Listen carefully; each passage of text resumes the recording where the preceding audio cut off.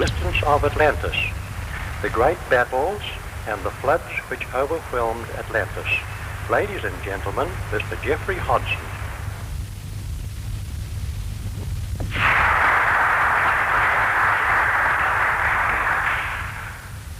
Miss Darrow and ladies and gentlemen, the question may have arisen in your minds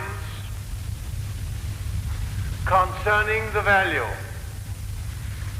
of such a study as we are about to make together this evening. Can there be any usefulness in considering a subject apparently so remote from the very pressing problems with which humanity is confronted today? And one might doubt also the possibility of making any constructive contribution to a hypothesis for which no demonstrable support whatever can be found. What answer could be given to those rightful and natural questions? First, that by taking a long historical view of human history and human life upon our earth, an explanation of the present difficulties confronting mankind may emerge. An explanation of the divided condition of mankind may be found. And secondly, we may answer that though there may be no demonstrable proof of the existence of Atlantis thousands of years ago, nevertheless, a great deal of scientific evidence exists, and much historical support is available for this persistent belief in the existence of the now lost continent of Atlantis and its peoples. Occult science has a great deal to say on the subject, and much interesting information to offer, some of which closely harmonizes with the evidence now available. Since, however, the subject is admittedly a matter of speculation, it might be well to begin by a statement, a list of the various evidences which can be found supporting belief in the existence of that continent. The very earliest literary references to Atlantis are to be found in the ancient Hindu scriptures, probably the oldest scriptural literature in the world. And there, in what are known as the Puranas, developments out of the Vedas, there much is to be found descriptive of ancient Atlantis. But Greek literature has references to the continent as well, and particularly from Plato do we learn in the West, first of all, of the idea. You may remember the story that Plato told, that during a visit to Egypt, his grandfather, the great Athenian lawgiver Solon, during a visit to Egypt, he was told by an aged priest about the existence of Atlantis, and Solon told the story in his turn to his grandson Plato. According to the story handed on, the people of Atlantis formed the oldest civilization in the world. They possessed great cities with palaces, temples of gold with huge golden images of their deities, roads of great size and length, chains of canals, and they had a climate which was so benign that they were able to raise 2 crops every year.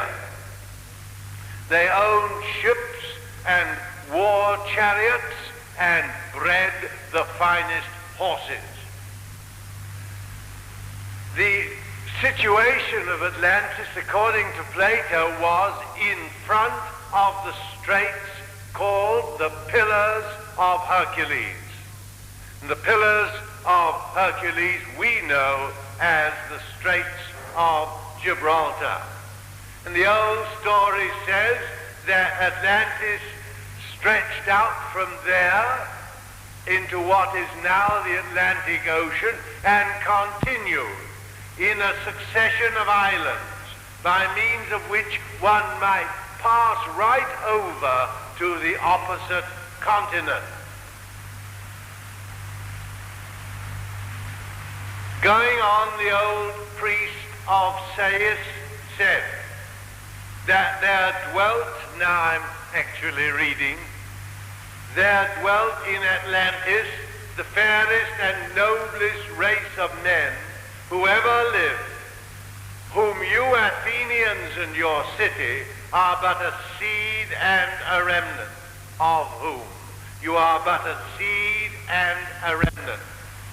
The original Atlantis was preeminent in laws, performed the noblest deeds, and possessed the finest constitution, its antiquity being such that it was founded by the goddess Athene 1,000 years before the Egyptian city of Sais.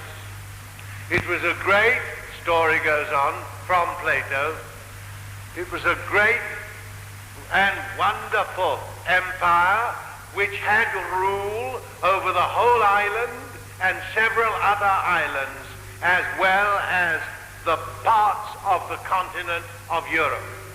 But a mighty power eventually invaded it and endeavored to subdue Europe and Egypt and the whole land within the straits.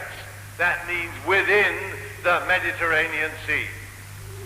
But, the story goes on, violent earthquakes and floods in a single day and night caused the island and its warlike men to sink beneath the sea.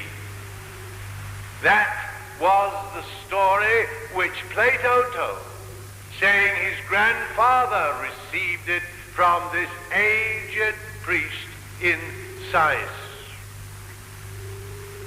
That is, I think, as far as I know, it is the oldest reference to Atlantis in Western literature. But there is much modern scientific support for this age-old idea. Let me advance some of it. Ocean soundings have revealed the existence in the Atlantic Ocean, the existence of the Dolphin Ridge, as it is called. This is a plateau 9,000 feet above the Atlantic Ocean bed, and it extends from near the coast of Ireland right over to the coastline of South America and French Guiana. It's called the Dolphin Ridge because the ship which did the ocean surveys was the Dolphin. Then again, dry land fossils have been brought up from the bed of the Atlantic Ocean. Lava from this dolphin-ridge plateau, lava brought up by cable-laying vessels, is demonstrably dry land lava, which was erupted less than 15,000 years ago. This kind of a lava is called a vitreous lava, called tachlite. Some of the specimens are now preserved in the Museum of the School of Mines in Paris. Such a kind of lava would solidify into such a condition only under atmospheric pressure. If it had been formed under 3,000 meters of water, it would have become crystallized. But it's not crystallized, and so they know that it was erupted into the air. And yet it's found on the bed of the Atlantic Ocean. Then Mayan literature, that's the scriptures and fragmentary relics of the literature of the people called the Mayans of Central America and the northern countries of South America. Mayan literature contains flood and Genesis stories closely resembling those of Greece, Egypt, India, Babylon, and Chaldea, and also, of course, the flood story of Genesis, a most widely spread legend throughout the world. Then two such Mayan manuscripts are called the Troano manuscript and the Book of Chilium Balaam. I'll refer to them a little more fully later. They're of great interest. Then Egyptian manuscripts discovered by Dr. Henry Schliemann, the famous French archaeologist who intuited the site of ancient Troy and uncovered it. He discovered Egyptian manuscripts which convinced him that Atlantis really existed. One of them records an expedition sent by a pharaoh of about 7,000 BC. This expedition was sent out from Egypt towards the Atlantic Ocean to try and find the motherland of ancient Egypt.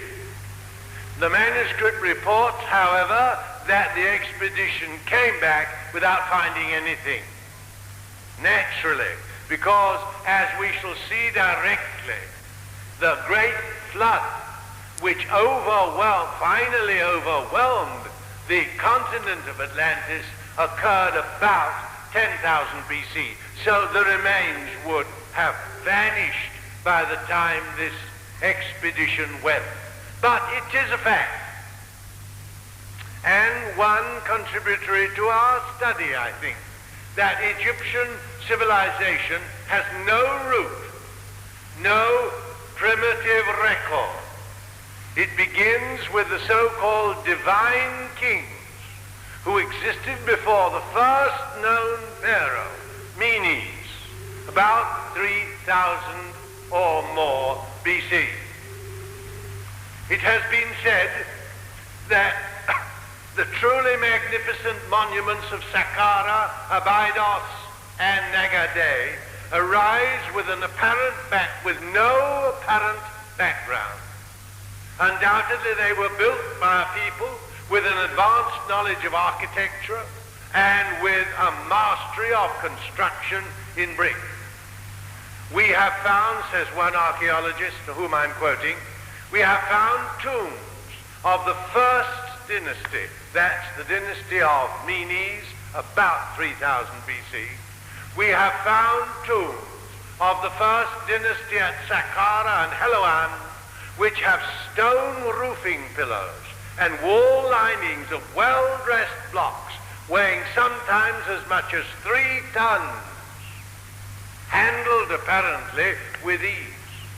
The entrance passages to tombs of the later part of the first dynasty were frequently blocked by great portcullis stones, and some of these weighed 15 tons, and they were put into place by a people who have apparently risen suddenly, full grown, out of an unknown past.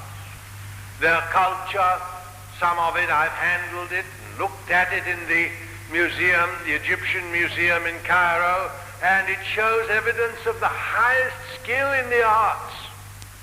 And behind that, nothing to lead up to it. A papyrus discovered, well, there we, theosophists, add, naturally, because the beginnings of ancient Egypt were in Atlantis. Colonists came from there and founded the very beginnings of the ancient Egyptian empire. Then Dr. Sleeman also found a papyrus claimed to have been written by the priest historian Manetho, much later. That's Ptolemaic times. And he gave 13,900 years ago as the date of the kings of Atlantis in Egypt. There you have a direct written reference by the greatest Egyptian historian that has existed, Manetho, Ptolemaic times, just about the time of the beginning of the Christian era. We depend upon him largely for our whole chronology of the kings and dynasties of Egypt. And he says that there is a period, 13,900 years before his time, as the date of kings of Atlantis. Then, when Dr. Sleeman was uncovering the ruins of Troy, he found what he calls an owl vase. And on this vase there was a Phoenician hieroglyphic reading from King Kronos of Atlantis. And strangely enough, this very vase, located over in South America, at Tiahuanaco in South America, showing a close cultural link, do you see, between countries now separated by the Atlantic Ocean. Then, of course, pyramids and monoliths and semicircles of stone, like the Druid circle in England. These also are found on the island of Bonaco off South America.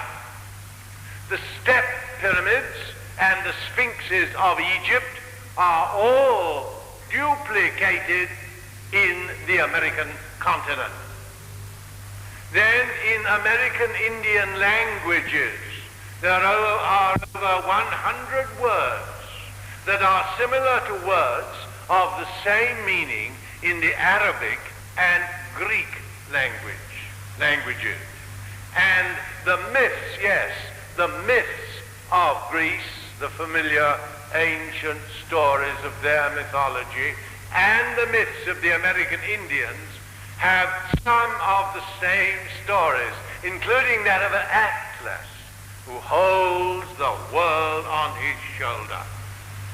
Then a close correspondence exists between the plant life, the flora of the southern USA and that of Europe. Again, the monk seal does not frequent the open ocean. That's why it's so called. It lives in bays, doesn't go out to sea. So they call it the monk seal. Well, the monk seal is found in the Mediterranean and in the West Indies, right across the Atlantic Ocean.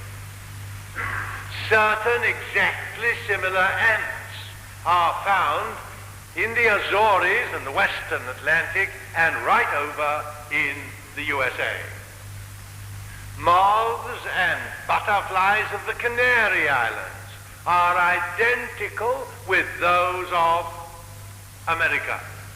Now, neither the moths and butterflies nor the ants could possibly have crossed the present Atlantic Ocean.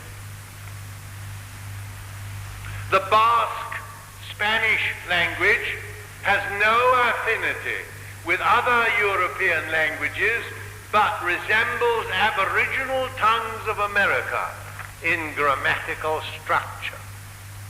Then there's that strange phenomenon of the suicidal migrations of certain rodents in Norway. They're called lemmings, you may remember, and they have seasonal western migrations in which they go over field and forest and mountain till they come to the western shore of Scandinavia, whereupon they all plunge into the ocean and are lost. A mystery, unless it is, as has been frequently suggested, an instinctual migration to ancient breeding grounds on a country once above the sea in that direction. Cro-Magnon skulls, that's certain very ancient, half-million-year-old skulls found in caves in France. Cro-Magnon skulls found in France closely resemble those found in Brazil. Well, there's a list.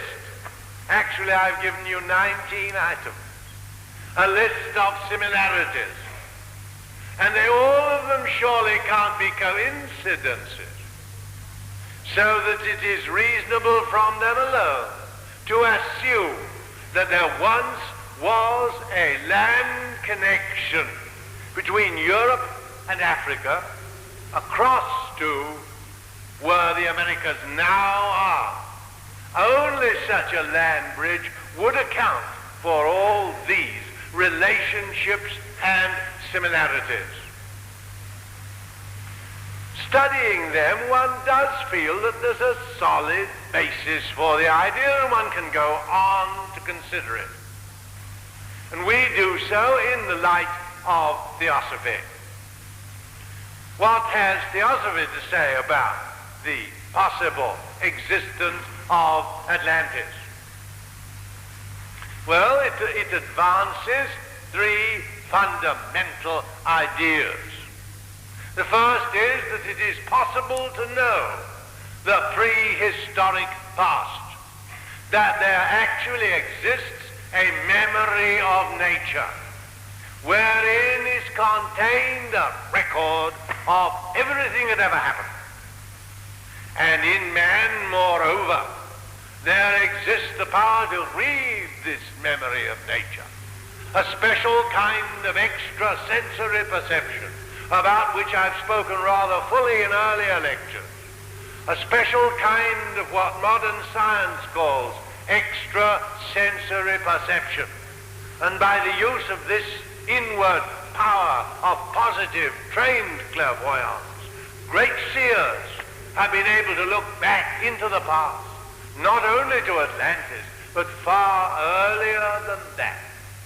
And it is from them that the knowledge given in theosophy has been attained. What do they find in general? They find that human racial evolution on this planet is extremely orderly, and that the order is numerical, the governing number being 7. Thus, 7 major races follow each other when man is occupying a planet. On this particular planet, we have lived through 5.5 of our 7 races. We're in the 5th. Atlantean peoples belong to the 4th.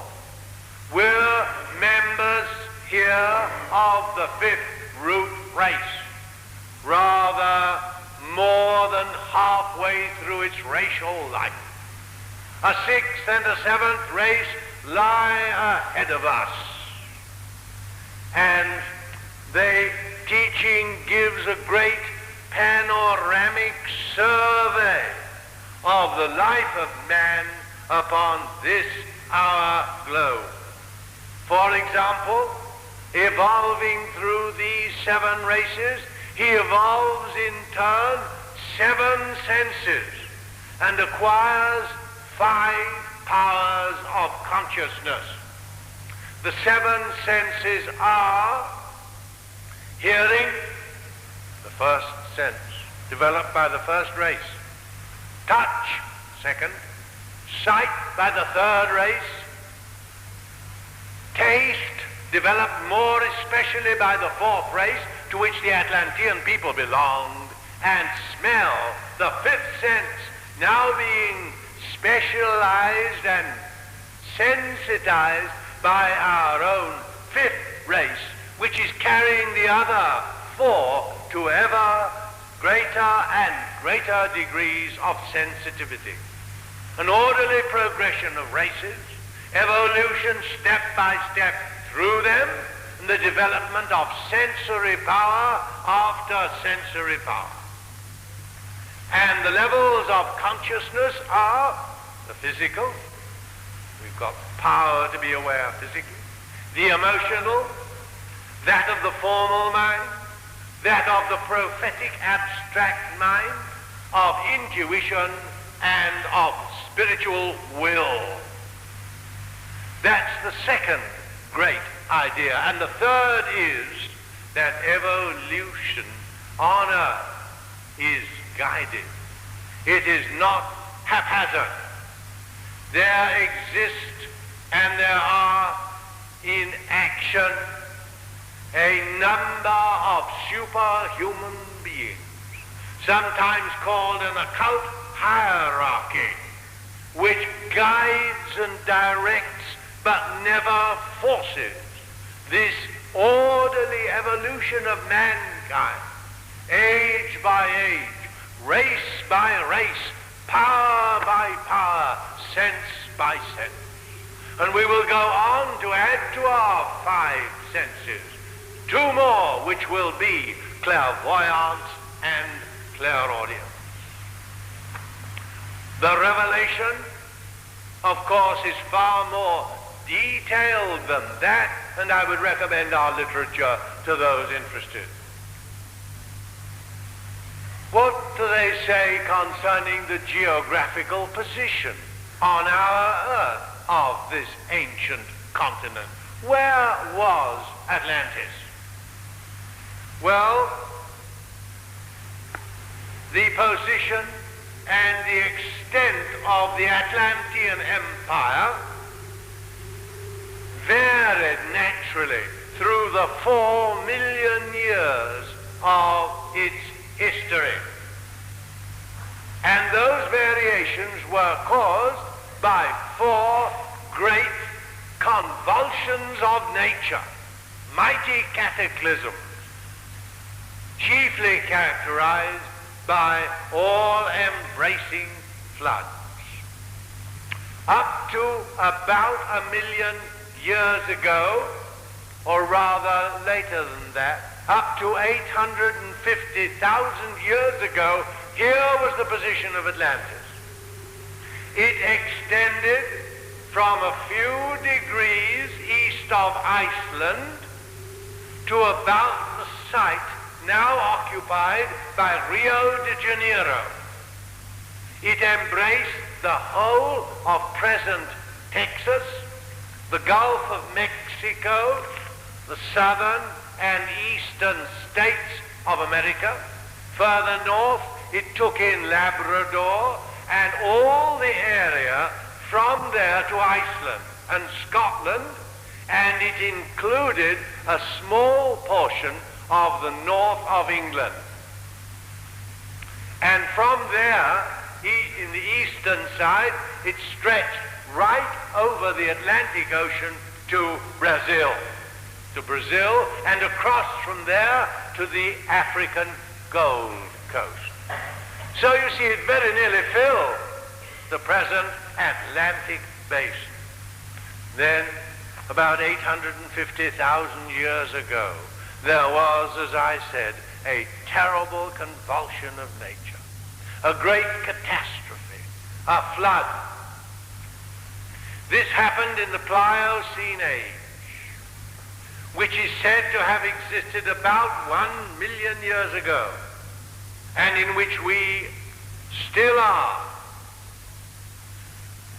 The wonderful occult maps which are available showing these changes and distributions of land and sea show that much of the north of the continent of Atlantis was submerged, and the rest of it was rent by this first of the 4 floods. Then there came a second flood about 200,000 years ago, when the continent was much changed, though this was a far lesser catastrophe. Atlantis proper, the great continent, was split into 2 islands. A northern, which was called Ruta. That's the name of the northern continent, which you find in the Puranas, to which I referred at the beginning. The northern island, Ruta, and the southern island, Daitya, D-A-I-T-Y-A, Daitya. The future North and South America were separated from each other. Egypt was submerged. The Scandinavian island, include the British Isles, was joined to the future Europe. And the Gobi Desert was a vast sea like the Sahara. Then came the 3rd flood. Another stupendous planetary convulsion occurred in 75,025 BC. As a result of this flood, the southern island, Daitya, almost entirely disappeared. Ruta was reduced to the comparatively small island which we read of as Poseidonis, and it was situated about the center of the Atlantic Ocean. The other land surfaces were roughly as they are today. British Isles, I'm looking at a map as I talk to you. The British Isles are still joined to Europe. The Baltic Sea was non-existent, and the Sahara Desert and the Gobi Desert, as we now call them, are still great seas. Then came the last cataclysm, the last flood, 9,500 BC. Then Poseidonis was finally submerged, and that was the end of the great Atlantean continent and that particular home of the Atlantean people.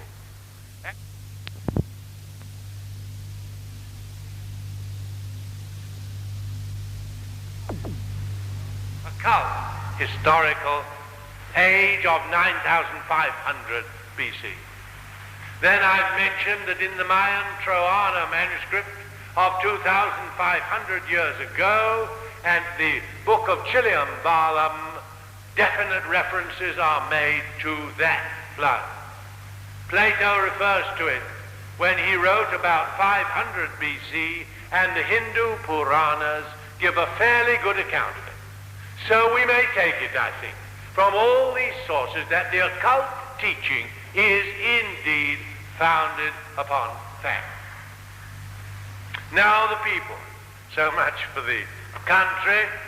I have to treat it quickly and rather lightly. You can turn to our literature if you want to fill it out.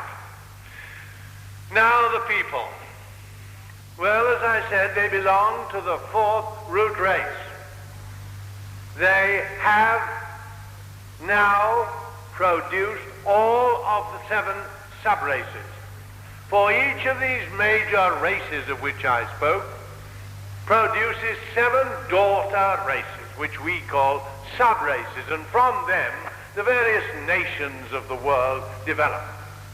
Well, the Atlantean, 4 of the 7 races, has produced all of its 7 sub-races. We haven't. We're Aryans. We belong to the 5th root race.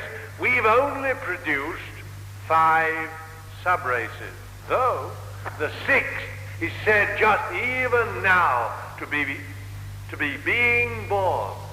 And all the troubles of the world today can, from this point of view, be regarded as the birth pang of a new racial type, a new outlook on life, and also, of course, the death throes of an old civilization.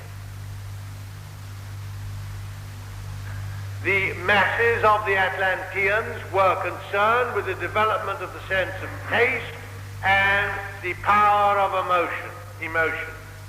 They had very little intellectual capacity as we know it today.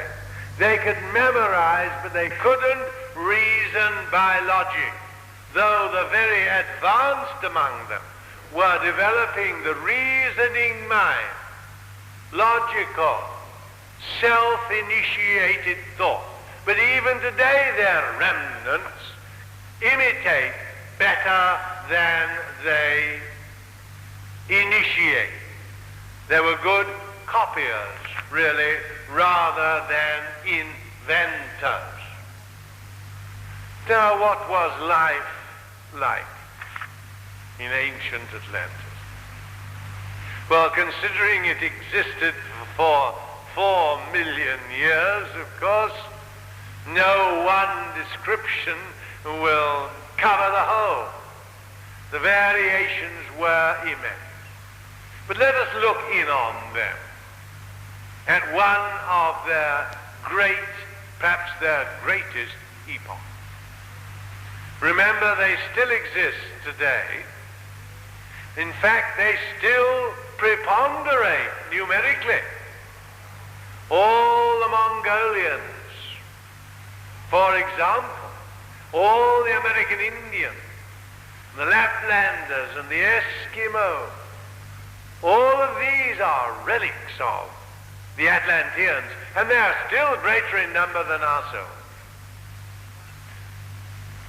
But they've passed through many evolutionary epochs. We look in on one, sometimes called the Great Toltec Golden Age. For about 1 million years ago, under adept guidance, there was produced in Atlantis a perfect civilization. And it's said that all of us, as human egos, passed through it, probably many times, to receive the impress of the ideal civilization. And many of the experiments and efforts of today are upsurgings from our old instinctual memory of that past. I don't know whether that sounds strange to you, but we have to remember, you know, that the Atlanteans weren't somebody else. We are the reborn Atlanteans. There's only one family of egos, spiritual beings, evolving on this planet. That is ourselves. We were the first, second, third, fourth, and now are the fifth of the great major races. We can say that in general, though there are some particulars in which we differ. So it's ourselves, you see. We're the product of our own remote past.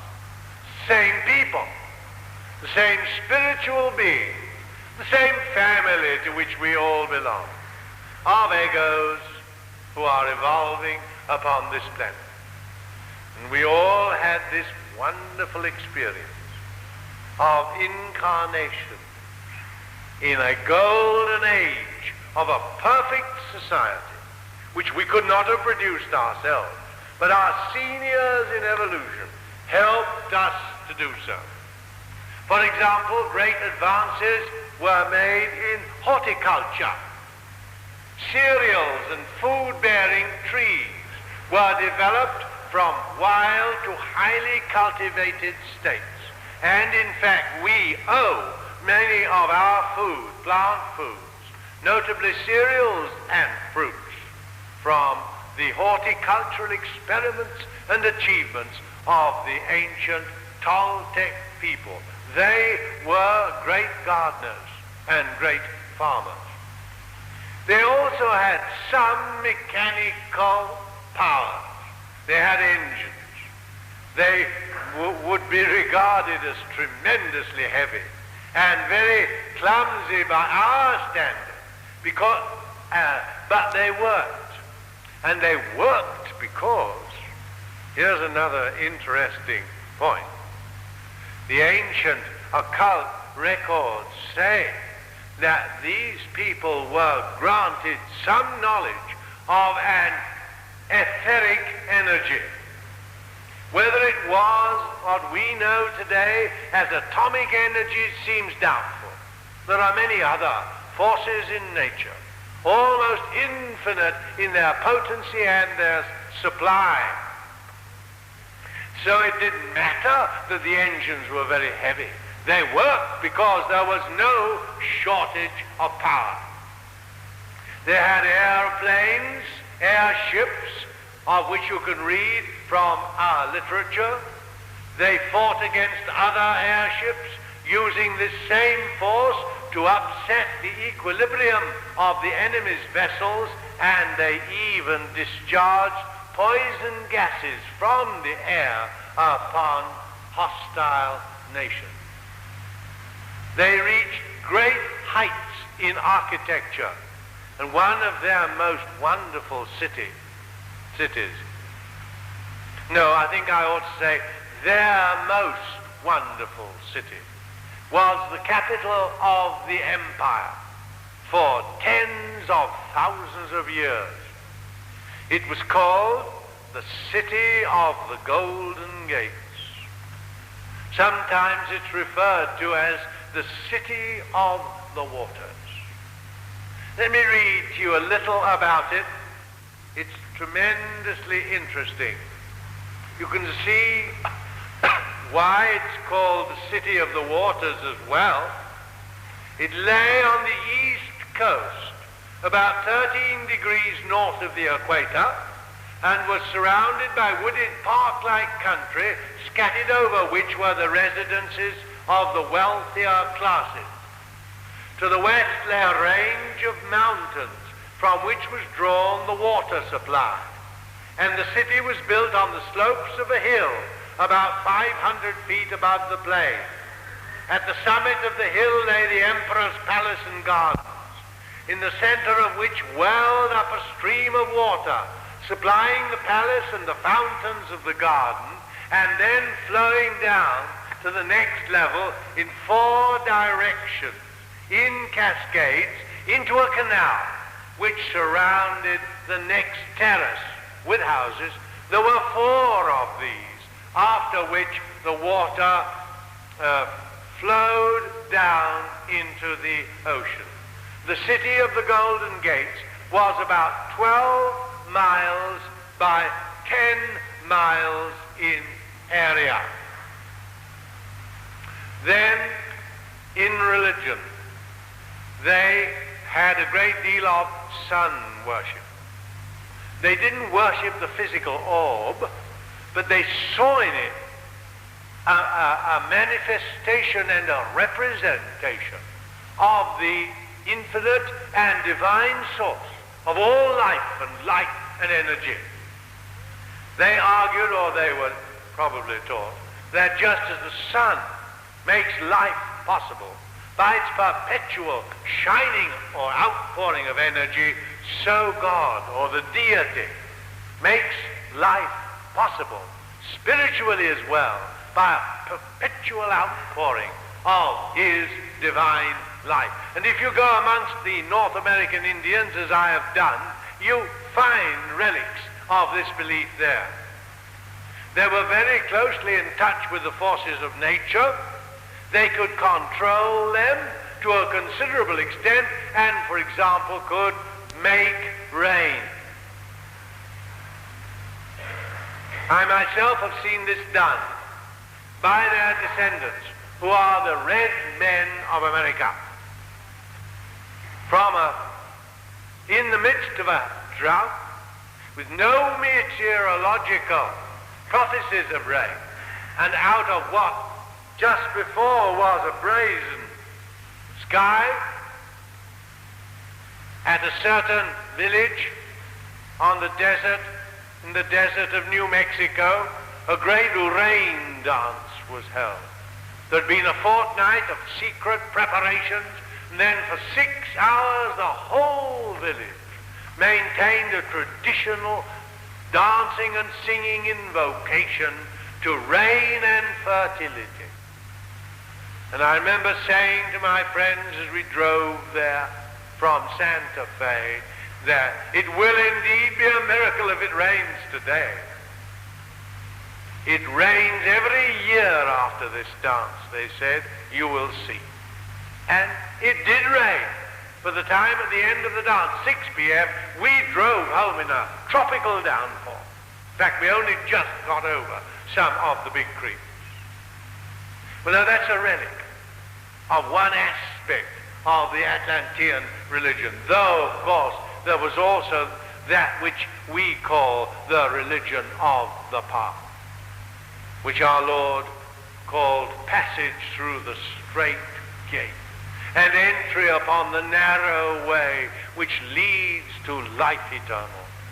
That was instituted in ancient Atlantis, and the great adepts even then were drawing the more ardent aspirants to the spiritual life nearer to themselves, teaching them, training them, helping them in great ceremonial enactments of nature's processes, quickening their inner evolution, stimulating sensory development, and so on, just as has been going on in what is called the mystery tradition, with its occult schools scattered over the world, mostly secret, right down to today.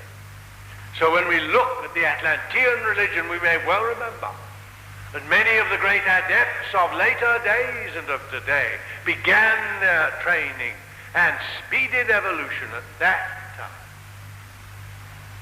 This was an important part of the work of ancient Atlantis. I ought to have left more time for politics. I can only just say that society was completely communal.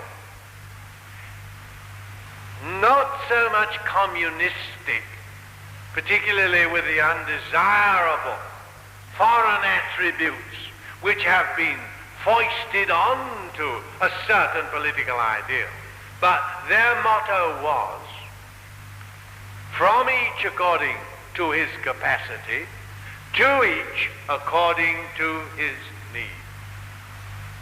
And under that, and of course under adept guidance, a perfect society existed for 100,000 years.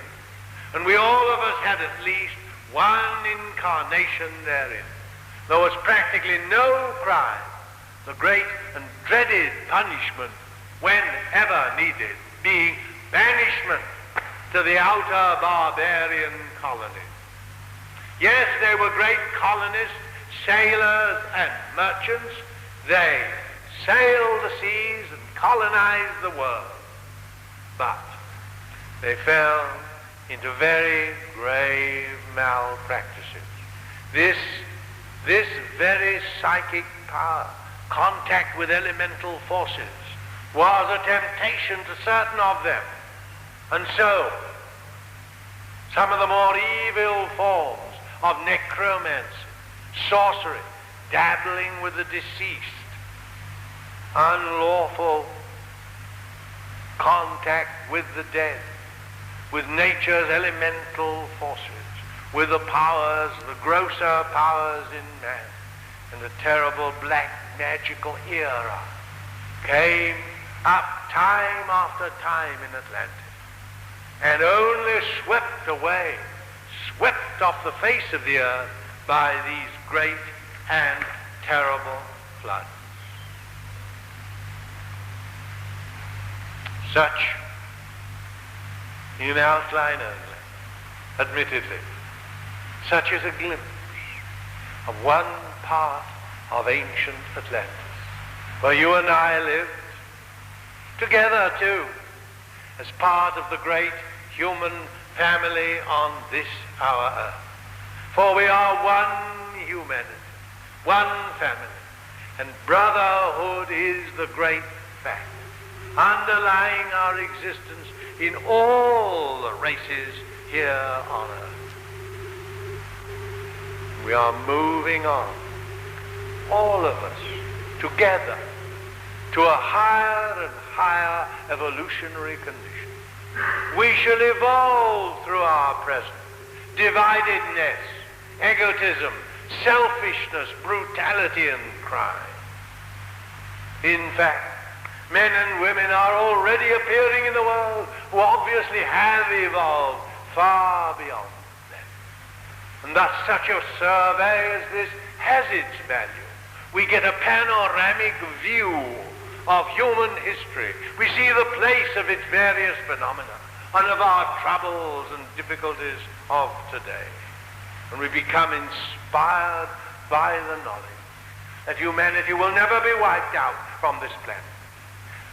Atomic energy and hydrogen bombs will not be allowed to interfere with this great evolutionary, irresistible onward march.